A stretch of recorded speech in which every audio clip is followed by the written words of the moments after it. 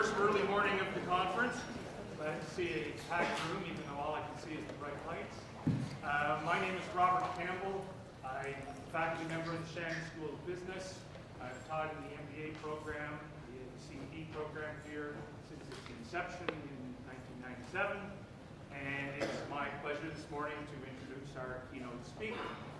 Before I do that, I want to remind all you social media types that as you tweet wonderful things about the conference, I would ask you to please use the hashtag SocEcon17 so that I can run a network analysis on it to see who's doing what to whom. Won't tell any stories, but that's just the way it's going to be.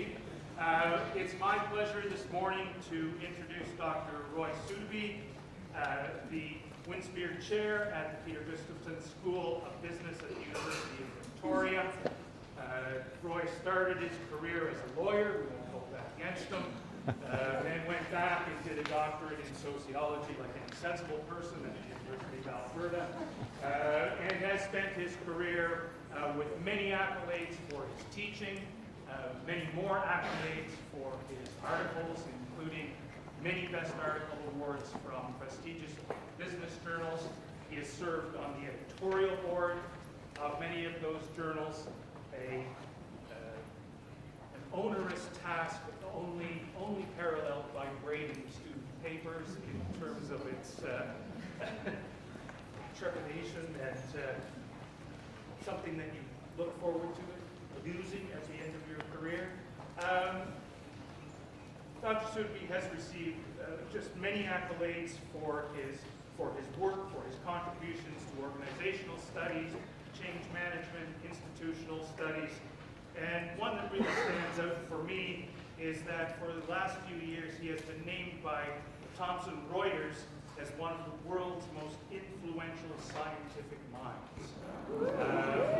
So I think that raises his stature on a few things.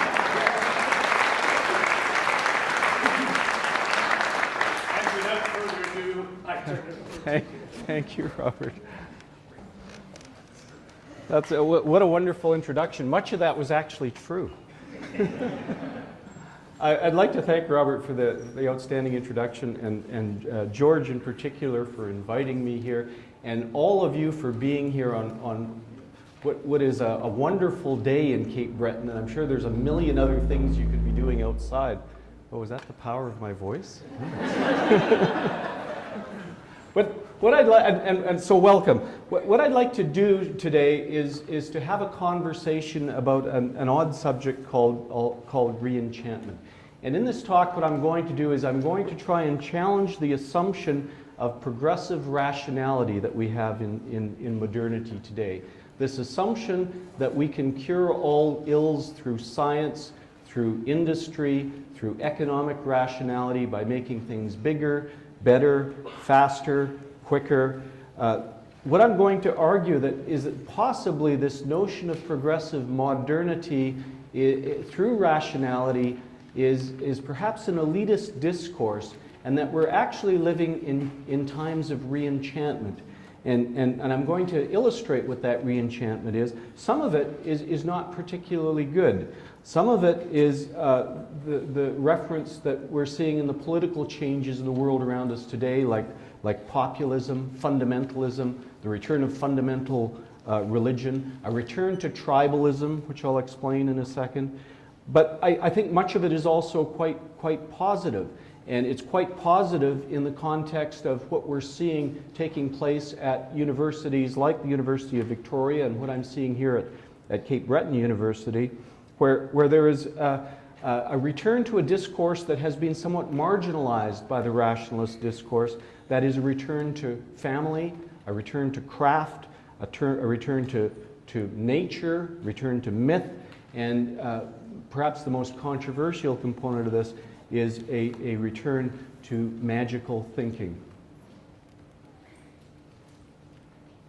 This is my particular god. This is Max Weber, German sociologist, most famous, of course, for his description of the importance of the Protestant work ethic in contemporary society. But nearly 100 years ago, Weber identified this emerging disenchantment with the world. He used this term disenchantment to capture a sense of nostalgia for what humanity must give up to progress. Disenchantment, he argued, was the inevitable outcome of the ongoing expansion of reason or rationality in modern society. And he saw it as the natural displacement of myth, tradition, and superstition by science and by reason. A displacement that he thought defined the return to modernity. I have this capacity to break technology, so part of my own special magic.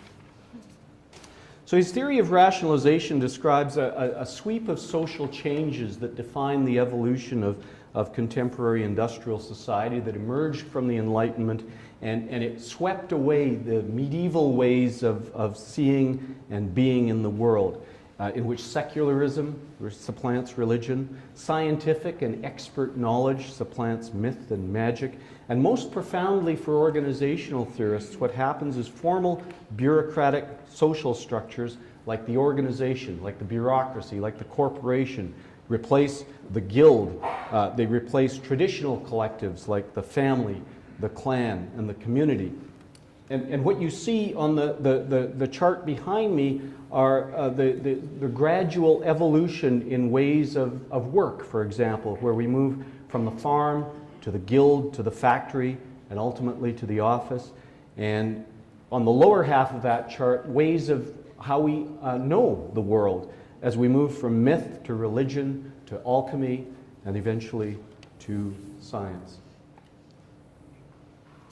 Now, this notion of increasing structuration or increasing bureaucracy or increasing professionalization of the world is captured in a theory called neo-institutional theory, an extension of Weber's notion of rationality, which suggests that contemporary organizations behave in ways that reinforce this greater expansion of rationality in the world.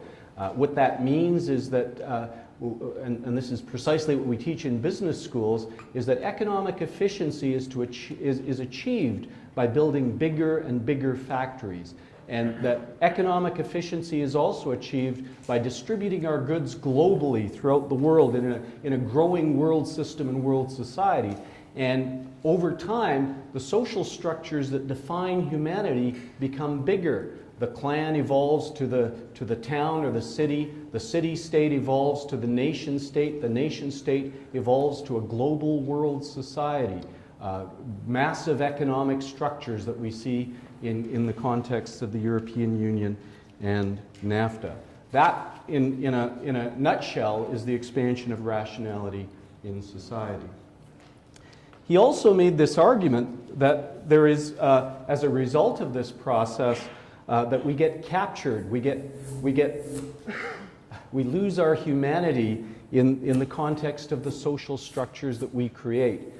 These social structures Weber described as an iron cage, and I know I violated the copyright on this picture, but it so well captures this notion of the reduction of human agency by social structures of our own making.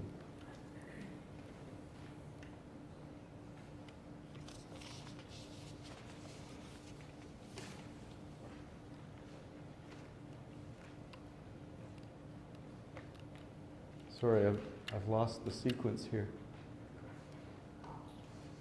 What Weber also said, though, was that this notion of increasing rationality and efficiency has very clearly obvious benefits for us, but it creates this sense of loss of connection to our past, loss of connection to our humanity, and this notion of disenchantment he defined by this statement: the knowledge or belief that there are no mysterious, incalculable forces that come into play, but rather that one can master all things by calculation.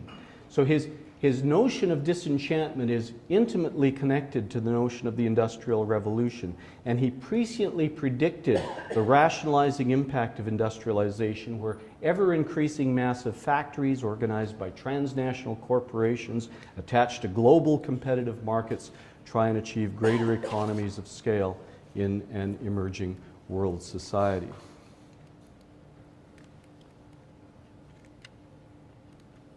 So I'd like to, in this talk, capture or challenge this assumption that inexorable rationalization is the only narrative of modernity. Although the empirical evidence of disenchanting rationality is very, very impressive, and this is precisely what we teach in business schools. If you want to be successful, if you want to make $1 billion, you take a fragmented industry and draw it together and achieve economies of scale. I think there's a counter-narrative that we have to capture here. Some of this evidence is clearly not positive, and we'll go through that in some detail. But I do want to indicate that the possibility of re-enchantment, largely what we see represented in the conference that's going to follow today, is actually a very, very positive thing. There's another phrase of Weber's statement of re-enchantment. His primary contribution in this context is to identify the mechanisms of rationality, the mechanisms by which we reduce everything to counting. And again, this is a very important component of modern business education. Rationality means double entry accounting. Rationality means the division between ownership and labor. Rationality means imposing the time value on money. And it's crystallized in this notion of institutional change, this idea that progress occurs by sweeping away primitive ways of doing things and introducing more secular, more rational, more scientific ways of doing things. Now, it's probably better to capture this notion of disenchantment through contemporary culture.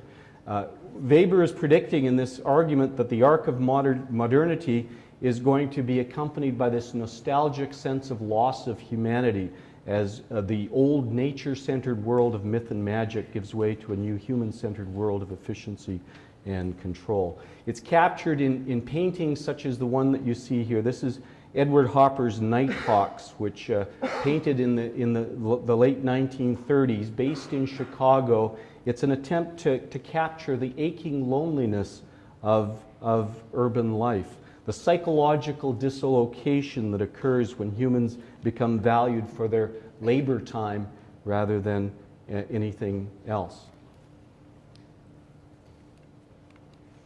It's also captured in the famous phrase used by William Blake in his description of the dark satanic mills in his poem Jerusalem, written in the mid-1800s. It was likely motivated by an observation of the first modern factory, which is depicted here. This was the Albion Mills near Blackfriars Bridge in London, built in 1786 by the entrepreneur Matthew Boulton. But equally compelling images of cultural disenchantment can be found in Charles Dickens's heart-wrenching descriptions of the poor offered in Hard Times, or by Engels' description of the condition of the working class in London, or even more poignantly by Italian social thinker Gramsci's observation that Fordist modes of production controls not only the speed of the assembly line, but also the libido of the workers.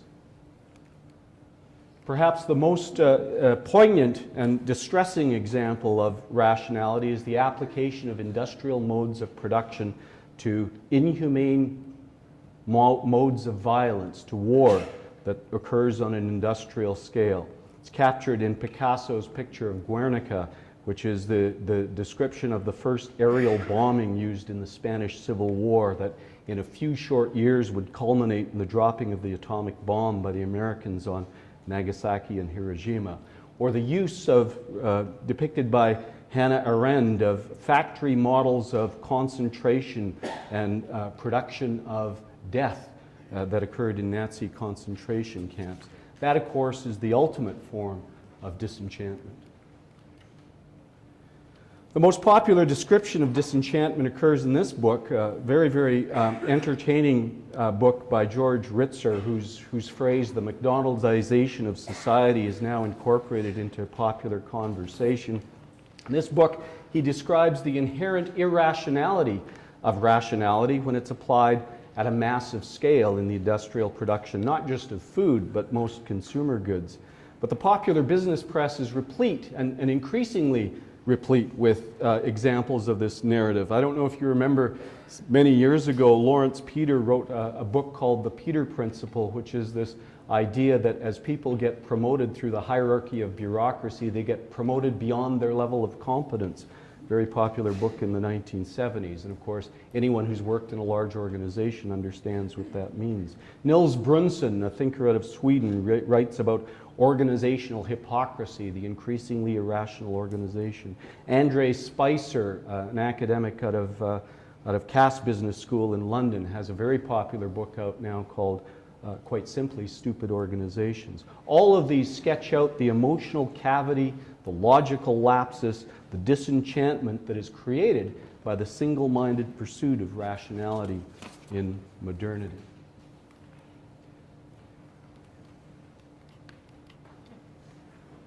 But what I'd like to do is challenge that, and I'd like to suggest that this idea of inexorable, ongoing expansion of rationality isn't the only narrative in modernity. That there is substantial evidence of a counterbalancing narrative of re-enchantment in the world. The American sociologist Robert Nesbit wrote a very nice book in The Idea of Progress, and he argues that the idea of progress offers an elitist, a very highly selective account of the civilizing process in modernity. That the future as an illusion of progress is a retrospective narrative that cherry picks certain elements of very, very positive degrees of progress that's inspired by our secular confidence in a rational future. And part of the problem with that is that we start to willfully ignore counterbalancing evidence that maybe the world isn't as rational as we think. And maybe, just maybe, it's important that we preserve those elements of irrationality because it also preserves the elements of humanity in this. That this elitist discourse that we have out here privileges progress over primitivism, science over myth, and secularism over religion. But what if, as Nietzsche argues, that the magic and mystery of the world has not been fully expunged? It's simply being replaced by an equally mythological and superstitious belief in reason. And I'm going to try and give you some evidence of some examples of that counter-narrative. And I'm going to start with politics. The return of populism. Now, Donald Trump's election is perhaps the most surprising indication of the re-enchantment of the world. Keep in mind what happened here. The polls, the scientific polls, the elitist discourse of political scientists that they can predict the election in advance of the actual polling to a high degree of accuracy, blown out of the water by the Trump election. No one thought that this was going to happen. And this resurgence of populism in the United States is not unique. We have Nigel Farage in the United Kingdom, Marine Le Pen in France, Hofer in Austria, Wilders in the Netherlands. Not all of them, of course, won their election, probably because they didn't have the assistance of the Russian government. But what you see is this hidden, subverted discourse of populism that our scientific methods of measurement, of calculation, if you will, has failed to catch.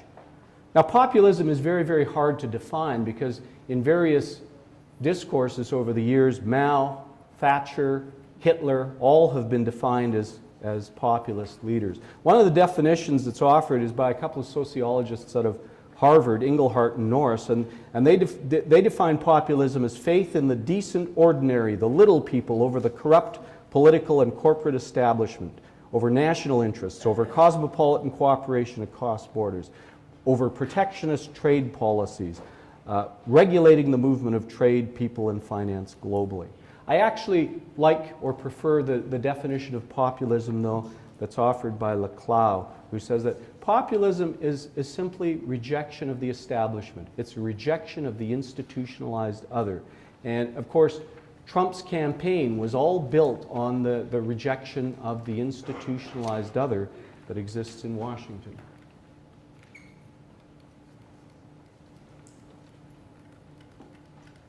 I'm not sure what I'm doing here. I'm able to go forward, but I'm not able to go backward. Oh, here we go. Okay, there we go. I'll give you an example of populism. This power of populism in political society, particularly in North America, but this is true in other jurisdictions as well, is really captured by this notion of the agrarian myth. The agrarian myth is a populist belief that the most desirable form of living is in some pastoral community of village life. It's a nostalgic view of the yeoman farmer. This is a quote from Hofstadter, writing in 1955 in a book called The Age of Reform. The yeoman farmer is a special creature blessed by God, the voice of democracy.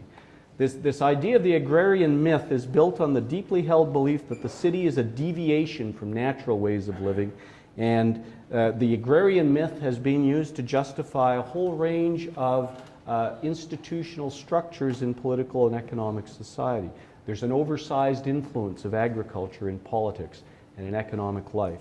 So agricultural industries are most likely, even in the face of all these massive trade agreements that we have, agriculture is most likely to get protective trade legislation. That's true in Canada, it's true in the United States, it's true in Germany, it's true all through Europe. In fact, it's true in Canada, it's true in Japan. They also get, or tend to get, a disproportionate representation of rural communities in voting. In the U.S. Electoral College, that has been the case forever, even though since 1920 more Americans lived in urban settings, in large cities, than lived in smaller communities or in agricultural communities. So the notion of the agrarian myth supports this notion and in fact institutionalizes the notion of populism. But also consider how populism is represented in our attitude, our changing attitude about crowds. I've got on the screen here a couple of books that were written back in the late 1800s, early 1900s. The first one by Gustave Le Bon wrote that crowds, and he's writing in the context of what came out of the French Revolution, where crowds were considered to be dangerous, unruly beasts. Crowds, he wrote, are impulsive, irritable, unreasonable, they lack judgment, they're reactionary, they're emotional. Scottish journalist writing more in the economic world, the extraordinary popular delusions, commented on how crowds are economically irrational. They make stupid decisions in the context of the South Sea bubble, the Dutch tulip craze, railway mania. Crowds are speculators and they bring too much emotion to bear on what should be rational decisions. These authors were reinforcing the rationalist mistrust of modern institutions that have been built into our political institutions. That's why in the history of American, Canadian, and British politics, we have these things called the House of Lords or the Senate. The idea that there was a fear of crowds embedded in democracy, and that we had to allow the elites to have the chamber of sober second thought to put a check on the hot temper of crowds. It's true in law as well, where the slow progress of the judicial system is designed to affect the emotion of posses, because posses, of course, are quick to make the emotional and inevitably the wrong decision. What do we think of crowds today? Well, it's summarized by Sarowecki's popular book on the New York Times bestseller list for a long time now, where crowds are no longer irrational, emotional, and hasty beasts, but they're founts of wisdom. Sarowecki is arguing in this book that the aggregate information of crowds offers superior information. And we live in a world in which we assume that the experts shouldn't write encyclopedias. They should be written by everyone.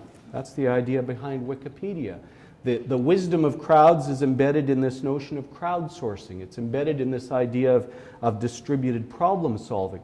And this idea that Surowiecki is drawing from is taken from Sir Francis Galton, who had observed in attending agricultural fairs across England in the mid-1800s that they would play these games where you have to guess the weight of a cow, and while individual guesses were quite random and haphazard, the average guess was actually remarkably accurate, remarkably close to the actual weight of the cow.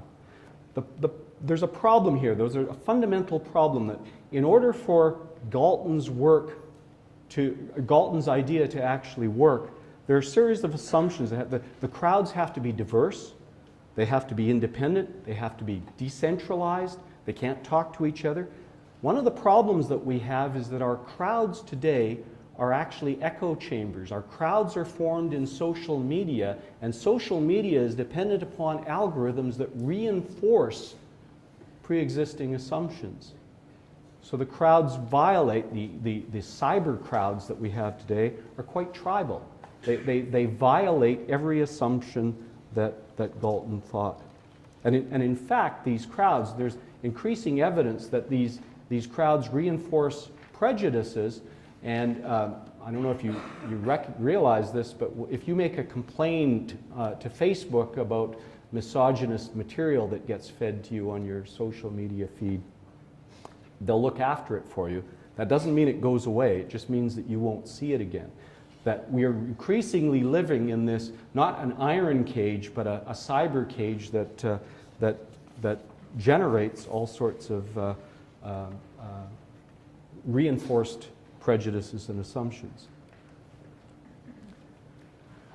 We're increasingly living in a tribal time as well. Recall that the argument of neo-institutionalism and the expansion of rationality is that the social structures that we live in would continue to get bigger and better, bigger and more efficient, that we would move from the pastoral village to the global village, or from the city-state to the nation-state.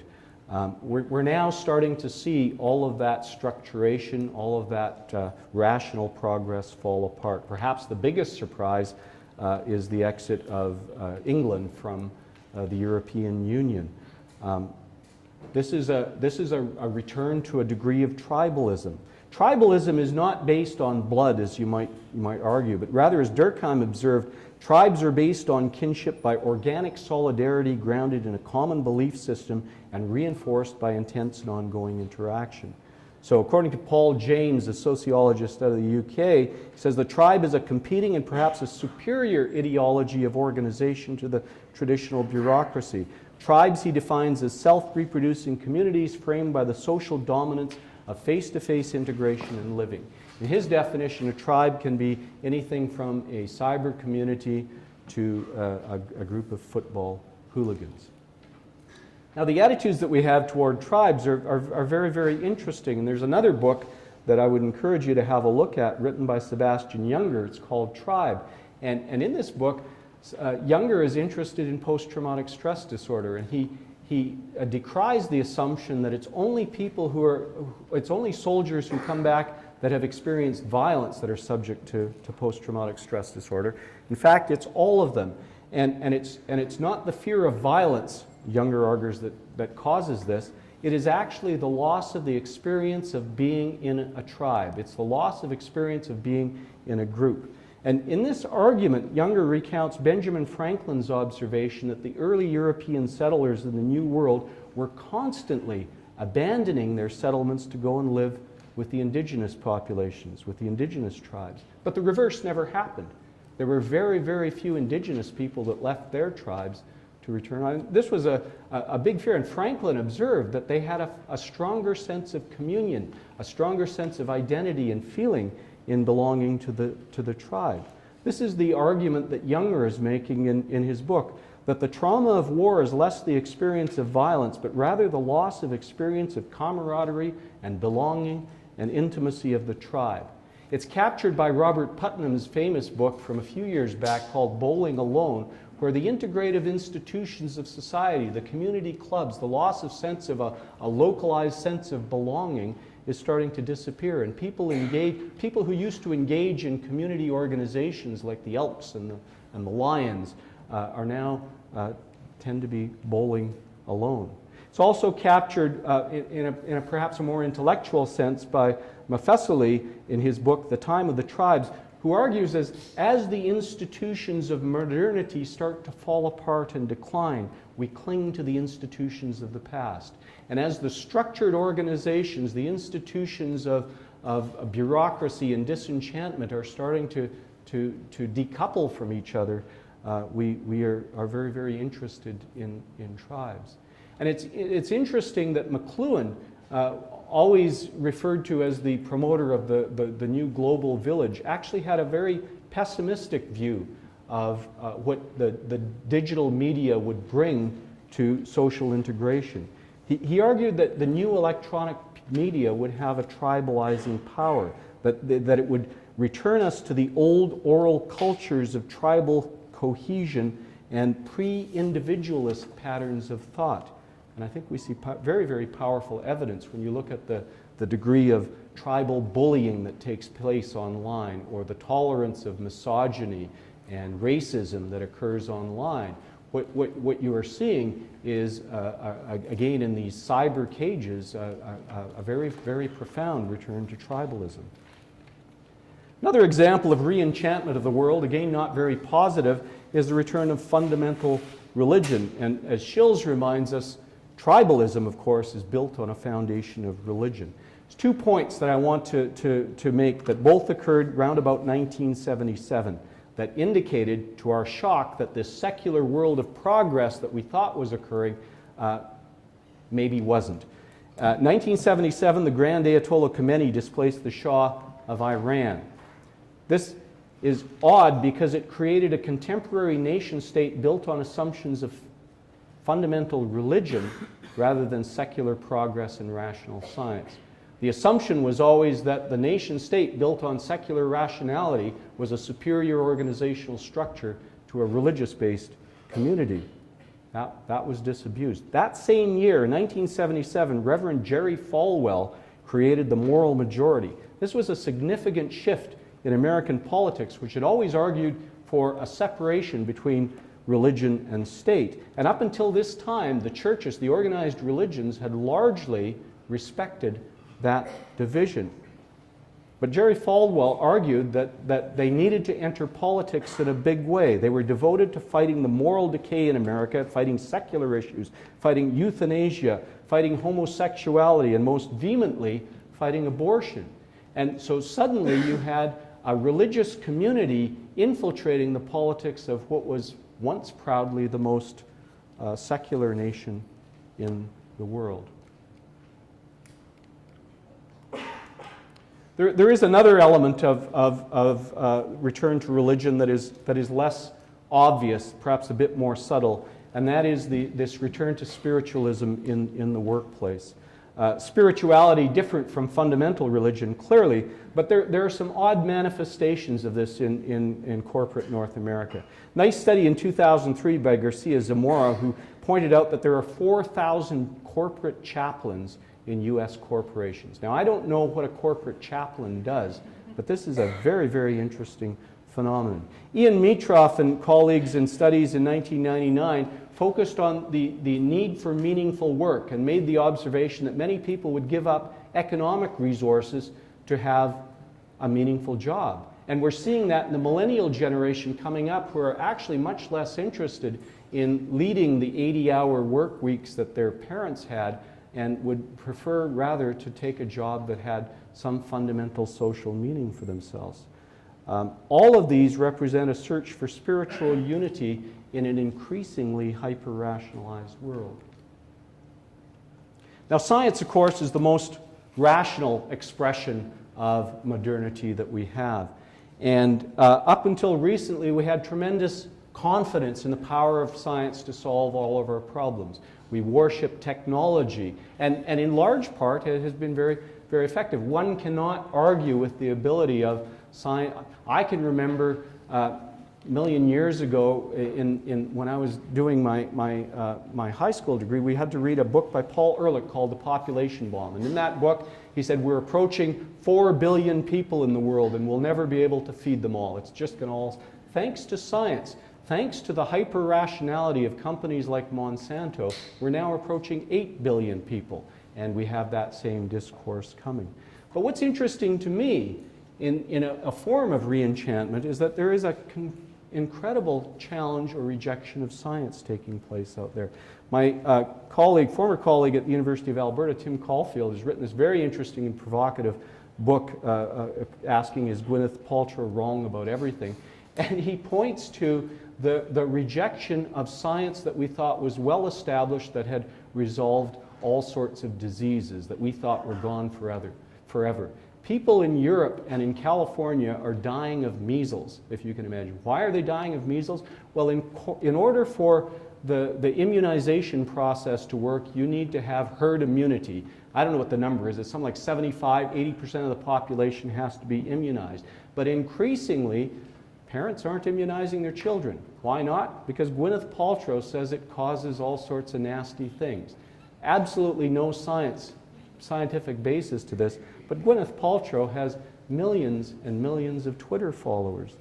Gordon Goshett, another interesting point, Gordon Goshett, a nice piece in the American Journal of Sociology in 2012, demonstrates that looking at public attitudes and confidence to science between 1974 and 2010, and he found while there isn't an overall decline in confidence in science or trust in science, there is a subpopulation that identifies itself as politically conservative where the confidence in science has fallen off precipitously. Now you can understand how this is. There is a distrust of evolution. There's a clear distrust of climate science in that Republican population. But what's most surprising in that subpopulation is that the distrust of science goes up in correlation with the education. That is, the more highly educated you are, the more you distrust science. So this rejection of immunization, the rejection of science, clearly a sense of re-enchantment that I would argue is not particularly positive.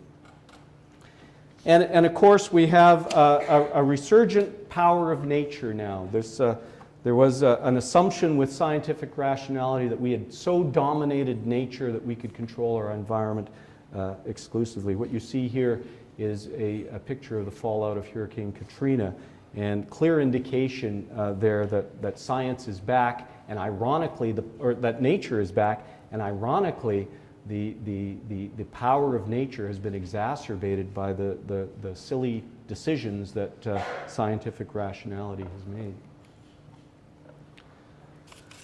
What I'd like to say, though, this resurgence of fundamentalist religion, the rejection of science, rise of populism and trialism, all speak to an oppositional discourse that maybe it isn't all about disenchantment, and that maybe there is an alternative discourse out there. And these are negative examples, but I want to point to a few positive examples to suggest that re-enchantment isn't necessarily a bad thing.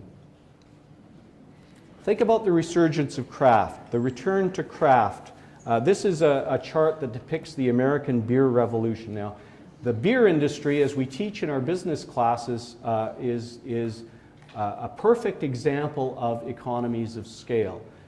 You build a big factory, the bigger the factory you make, the more beer you make, the lower the overhead cost, the economies of scale are fantastic. And the world was progressing toward the possible scenario in which we had maybe 2 or 3 beer producers all over the world. Molson recently merged with Coors. We would have a large North American distributor, a large Japanese distributor, and a large European distributor or manufacturer, and that would be it. But lo and behold, the craft beer revolution is upon us. In 2013, there was over $1 billion in sales in craft beer in the United States. 2015, the 6th consecutive year of double-digit growth in sales. There are almost 5,000 craft brewers in the United States now. They comprise about 12% of the U.S. market, and if present trends continue, by 2020 they will consist of about 20% of beer production in the United States. This return to craft represents a rejection of industrial production by consumers and an increased de-rationalization of the beer industry. We're also seeing a return or a support, particularly in Europe, for crafts that we once thought were displaced by consumer society. When was the last time you saw a cobbler, a shoe repair person?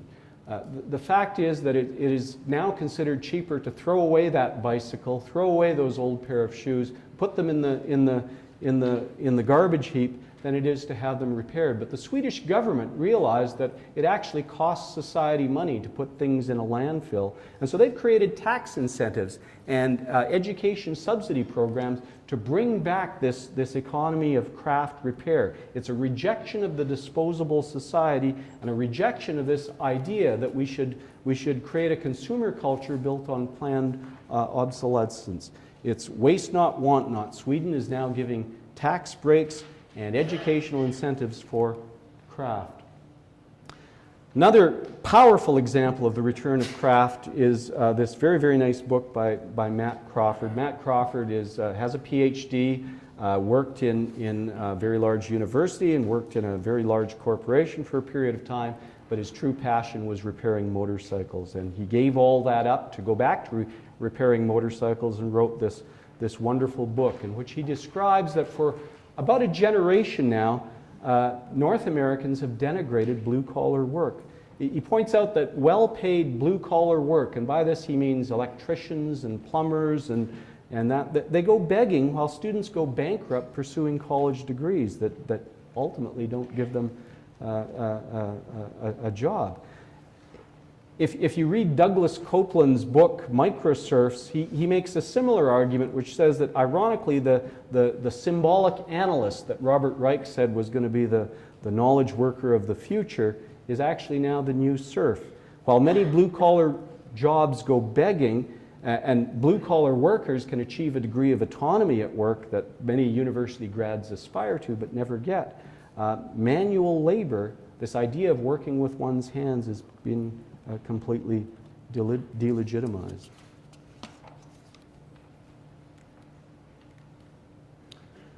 I want to summarize here because I'd like to give some time to hear your reaction to the comments that I'm offering here.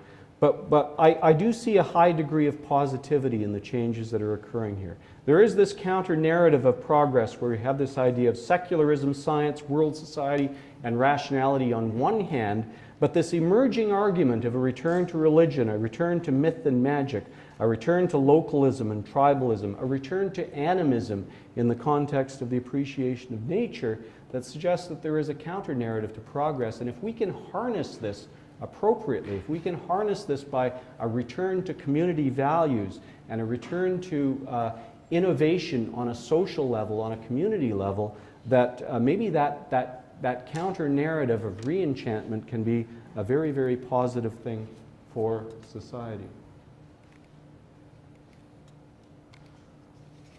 What I'd like to talk about a little bit is about this idea of re-enchanting institutions. And one of the arguments of neo-institutional theory is that organizations become successful, obviously through global expansion of rationality, but also by making copies of other organizations. So one of the keys to success, if you want to be a successful company, is identify an industry leader out there and follow that industry leader.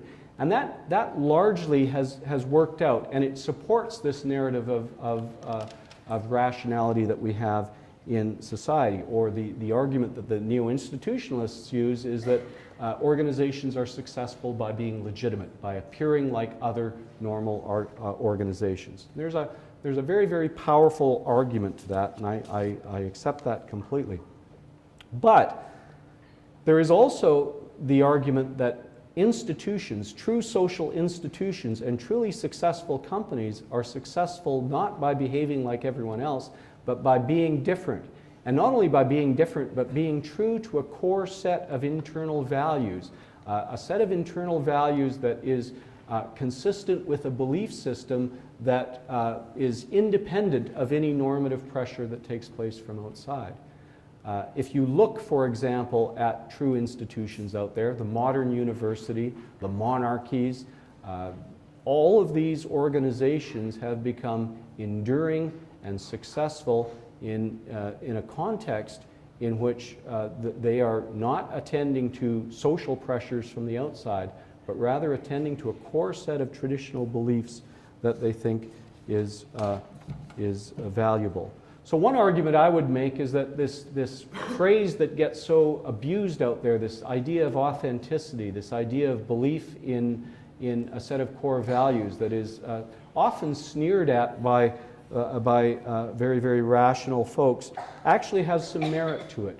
That there are some organizations out there that become successfully institutionalized not because they're attending to external belief systems, but rather they're being true to belief systems in and of themselves. And I do really want to hear from you, so I'm going to move fairly quickly through some of these slides, provocative as they are, to make a closing point here. And that is that in the context of literature, what we see emerging in the literature around magical realism, which many of you will recognize as coming from a particular Latin American approach to writing, is this literary or sometimes an artistic style. This is a very famous painting by Andrew Wyeth that is presumed to describe a form of magical realism. Is this style in which the sort of everyday mundane reality is interspersed. The rational world that we live in is periodically permeated by notions of what you might call surrealism or magic that allows us to feel human again in a world that's increasingly motivated by economic rationality. And that despite the increasing role of science and secularity in the modern world, much of our experience as humans occurs in a reality that is actually quite distant from rationality. And this idea of re-enchantment in work, in society, is designed to bring us back to that sort of state of being. And one of the problems I think that we have in modern business schools, in modern education more generally, is this idea that there is only one way of knowing the world, one way of knowing and being in the world, and that is through science, through what the Greeks would call episteme or empiricism. Now the Greeks were very, very sophisticated on ways of knowing, and they were actually very, very highly suspicious of scientific knowledge. Scientific knowledge is based on this idea of empiricism, which means data that we achieve through the senses, what we can see, what we can touch, what we can taste, what we can smell. And their concern was that, yeah, we can get some information that way, but we can't always try. The gods are very tricky, and you might be able to see what you think you see, but it isn't the only way of knowing, that there are higher ways of knowing and experiencing the world. One of them was techne, which we now understand to be craft ways of knowing the world, that you can experience the world through shaping objects and working with your hands. They had this idea of phronesis, which is an idea of contextualized knowledge. Phronesis is the ability to tell a joke in a social setting.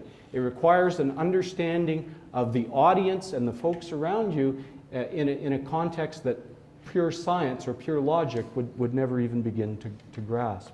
They had this idea of new or aesthetic or spiritual knowledge that, again, we see in the rise of fundamentalist religion as being an important part of what we do. And of course, the critical element, which we absolutely don't teach in business school, is this idea of Sophia or wisdom. This is the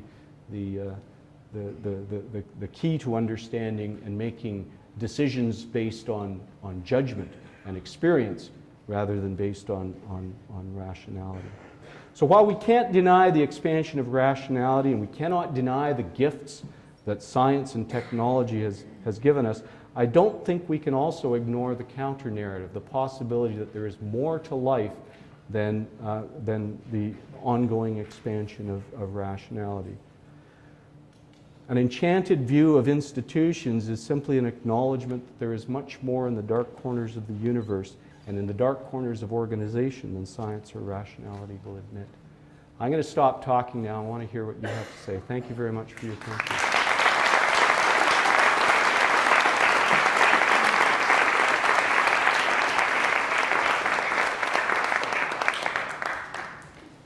Questions?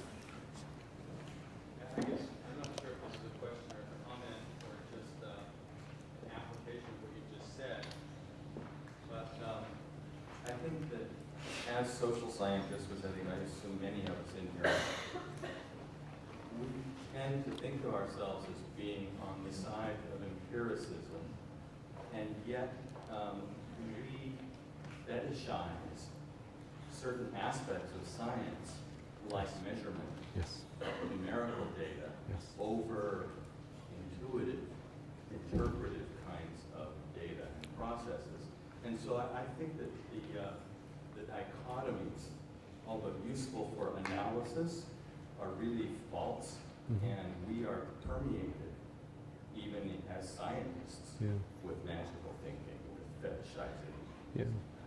Absolutely. I agree with you absolutely, and I particularly agree with your point of this tendency to see the world in binary opposites, which is really unfortunate, and of course is reinforced by scientific. This is Cartesian thinking. This is scientific thinking, and we're trained to think that way.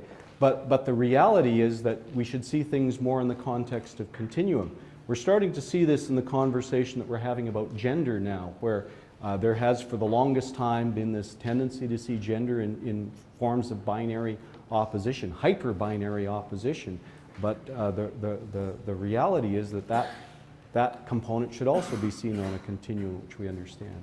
And of course, going back to my god, Max Weber, he did not speak so much of empiricism as Verstehen, which is understanding, which is actually a little bit closer to this notion of Sophia or wisdom. Yeah, good point. Any other questions? I see a hand way back there. It's really hard to see down here, so you might have to shout out. Yeah, so thank you. That was a very interesting talk. I really enjoyed it. I want to ask you about your discussion about the craft beer and sort of this move towards cottage industries. Yes. So I come from a cultural studies background, and Yes. so one of my academic gods is Angela McRobbie. Yeah, And good. one of the things that she talks about with the cottage industries is while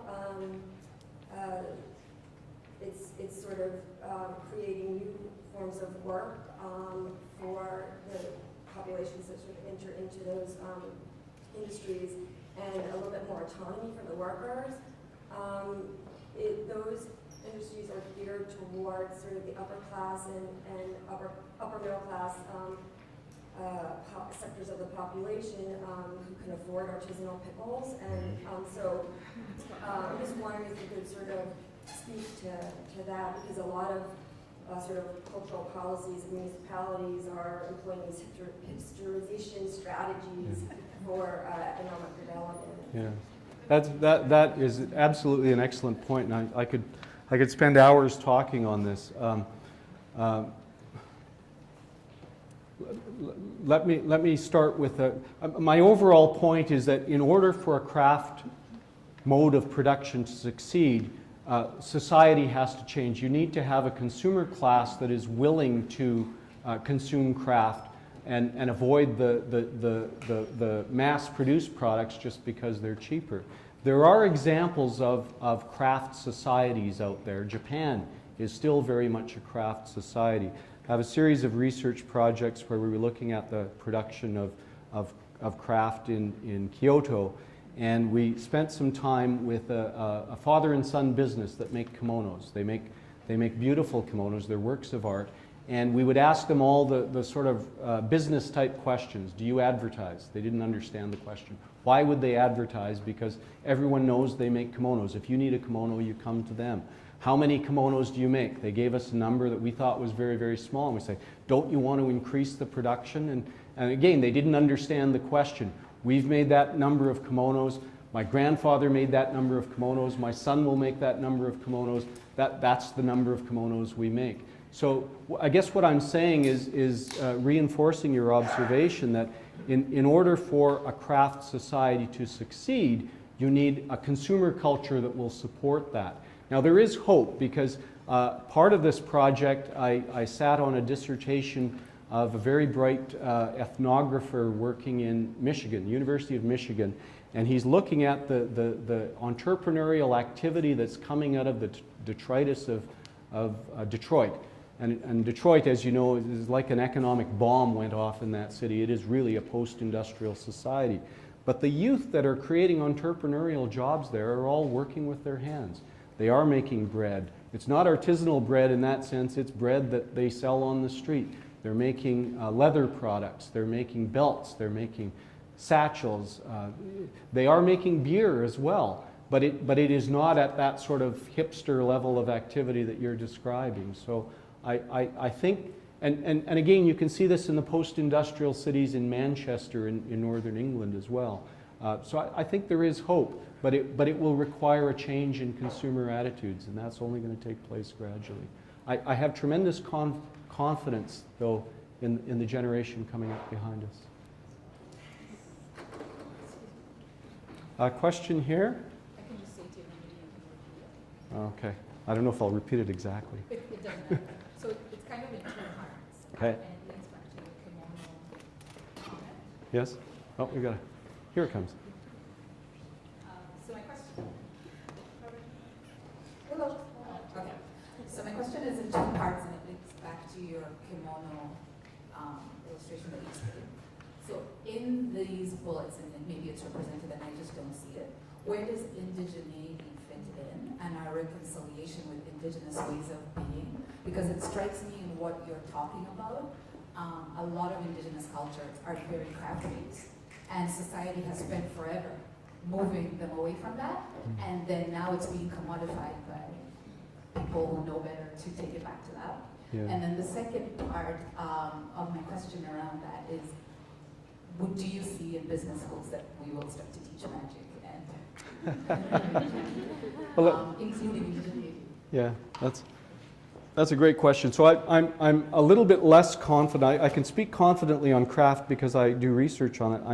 I'm a little less confident on your question about indigenous ways of knowing, but of course other folks at my business school are very, very interested in that. We've created a series of programs about indigenous entrepreneurship.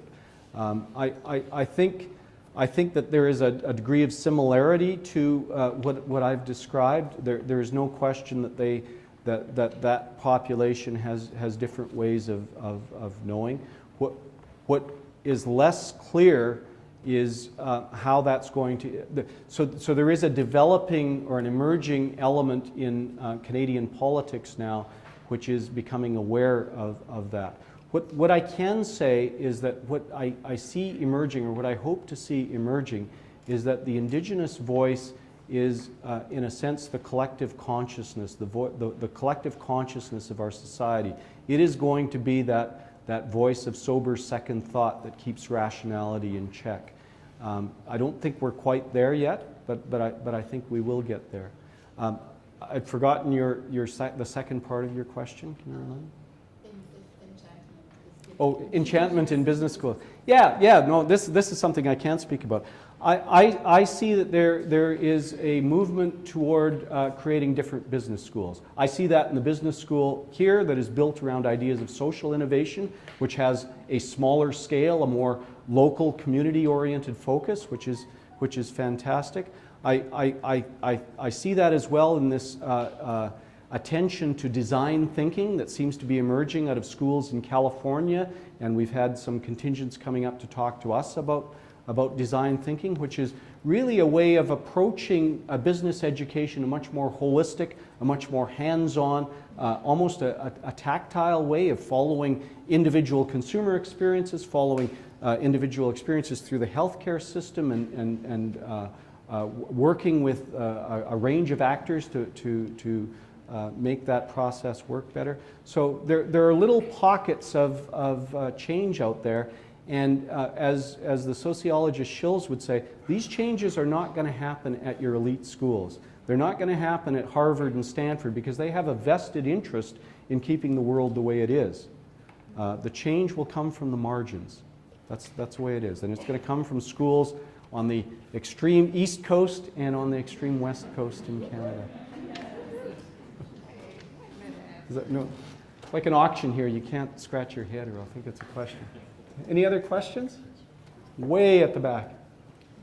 So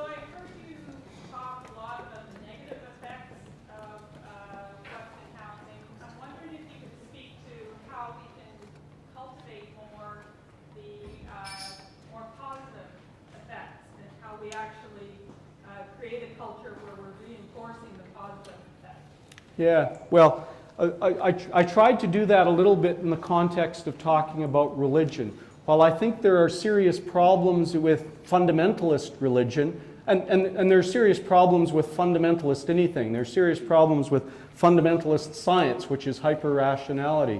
I don't see any problem at all with the emergence of spirituality in the workplace, or the need to find meaning in work, or the approach that you're seeing from our colleagues out of the University of Michigan. Here I'm thinking of folks like Kim Cameron and Jane Dutton, who are looking at positive organizational scholarship.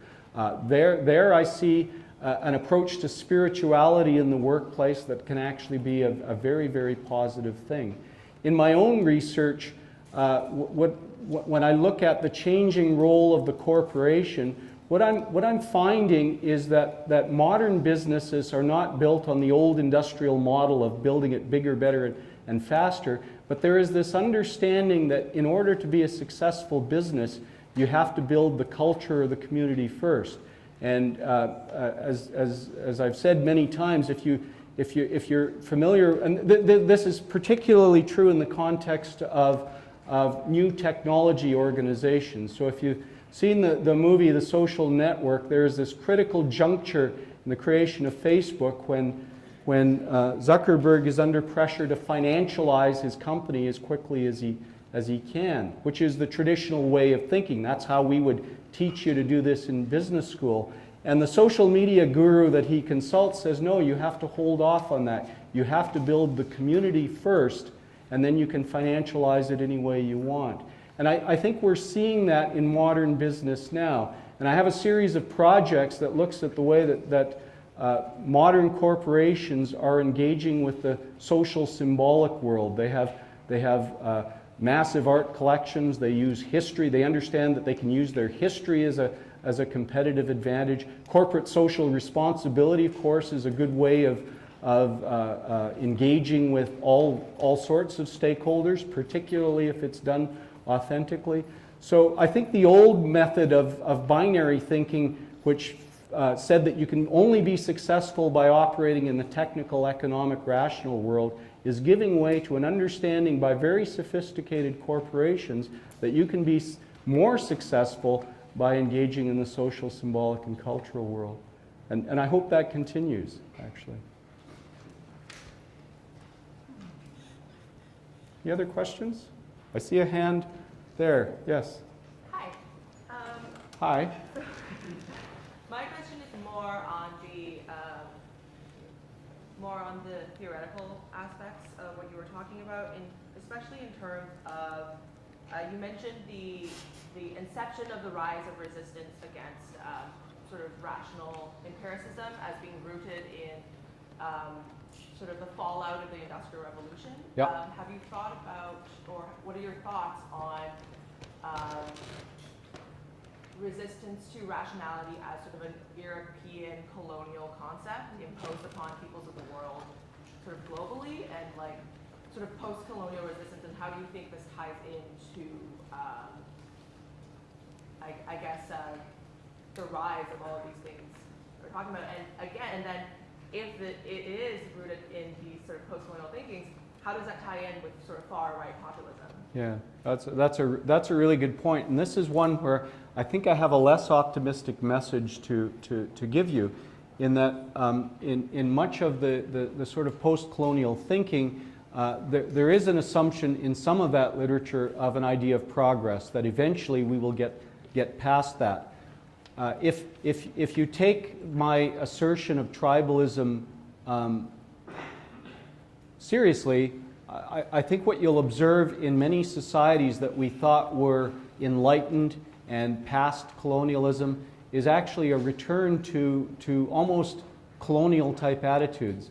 So I have colleagues who are in Britain now, and in this post-Brexit world, it's become acceptable to be racist in public. This is a society that I thought was well beyond that. If you look at what's happening in the context of the United States, where we actually have to have an organization that says Black Lives Matter, this is a profound return to tribalism. And this is perhaps the least positive element of this re-enchantment of the world. And I think that, you know, we have to get past this idea that these sort of zeitgeist movements are necessarily all good or all bad.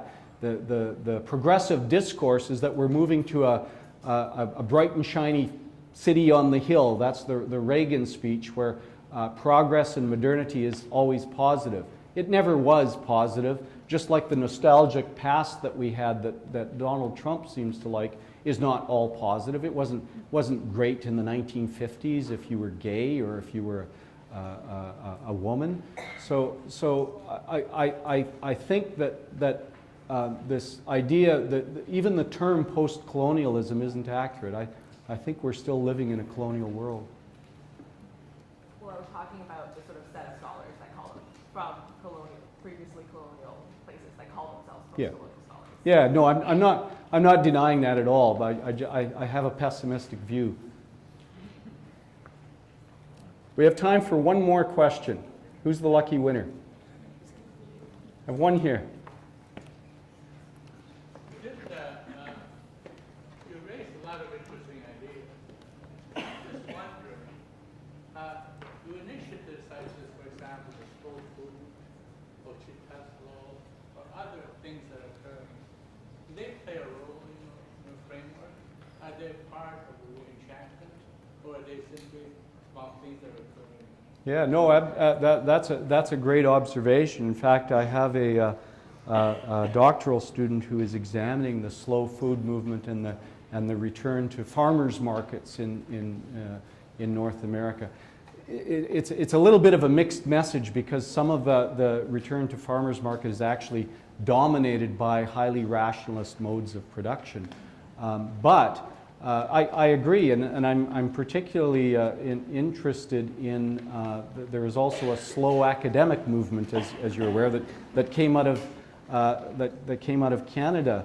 And if anything, universities which should be authentic institutions that should value the slow production of knowledge and value positioning themselves as the chamber of sober second thought, we're under pressure to commercialize ourselves and to adopt a factory mode of production in a way that is just unseemly. And one of my projects, of course, is to look at the changing role of the corporation. And I was fascinated to see that probably aware of this, but large Fortune 500 companies are creating universities. Apple Corporation just recently hired the dean of Joel Podolny, the dean of the School of Management at Yale University, to run their internal university. And Joel will say that in a time where, ironically, public universities are under increasing pressure to become commercial entities to feed the economy, the professors that they hire at Apple University are designed to do pure research. They say, don't worry about commercialization. The company knows commercialization. They'll look after that for you. You just do pure research. So we have a fascinating transfer of the ethos of the medieval university being instilled inside the modern corporation, which is absolutely fascinating to me.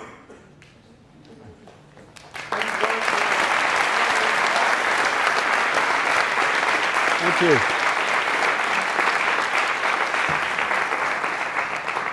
Lots to think about, but let's not be slow academics. Let's make sure that the next sessions start on time and everyone gets their